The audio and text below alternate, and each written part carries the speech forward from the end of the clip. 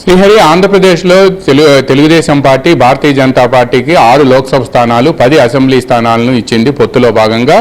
ఈ 6 లోక్సభ స్థానాల్లో కూడా గతంలో విజయనగరం పేరు కూడా బయటకు వచ్చింది. కానీ ఇప్పుడు ప్రస్తుతం విజయనగరం పేరుని విజయనగరం బదులు రాజంపేట ఇవ్వాలి అని చెప్పి బీజేపీలో ఉన్న చాలామంది నేతలు ఢిల్లీలో హైకమాండ్తో మాట్లాడి, ఆ తర్వాత మన కేంద్ర మంత్రి గజేంద్ర సింగ్ షెకావత్ తెలుగుదేశం అధినేత చంద్రబాబు నాయుడుతో మాట్లాడిన అనంతరం విజయనగరం బదులు రాజంపేటను తీసుకున్నారు.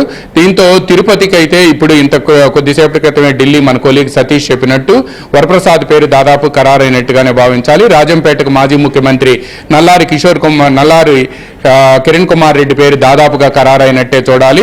నరసాపురం నుంచి శ్రీనివాస వర్మ పేరు అయితే పరిశీలనలో ఉంది అని చెప్తున్నారు.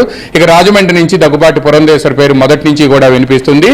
అదేవిధంగా మరోవైపు అనకాపల్లి నుంచి సీఎం రమేష్ పేరు కూడా వినిపిస్తుంది, దాదాపుగా ఖరారైంది అని కూడా చెప్తున్నారు. ఇక అరకు నుంచి మాత్రం కొత్తపల్లి గీత పేరు దాదాపుగా ఖరారైందని చెప్తున్నారు. అయితే శ్రీహరి, ఇక్కడ ప్రధానంగా ఒక విషయాన్ని మనం గమనించాలి. కేంద్ర మాజీ మంత్రి సుజనా చౌదరి, అదేవిధంగా BJP national secretary Satyakumar Yadav, వీళ్ళ పేర్లు మొదటి నుంచి కూడా లోక్సభకి అని చెప్పి కూడా విస్తృతంగా ప్రచారం జరిగాయి. అయితే వీళ్ళిద్దరి పేర్లు కూడా ఏలూరు లోక్సభ స్థానాన్ని ఇస్తే అక్కడ సుజనా చౌదరి పేరు, ఏలూరు లేదా విజయవాడ ఇస్తే సుజనా చౌదరి పేరు ఖరారవుతుంది అని చెప్పి భావించారు. అదేవిధంగా అసెంబ్లీ స్థానాలపై కూడా డిస్కస్ చేద్దాం. ఖచ్చితంగా మీరు అన్నట్లుగా అసెంబ్లీ స్థానాలకు సంబంధించి కూడా డిస్కస్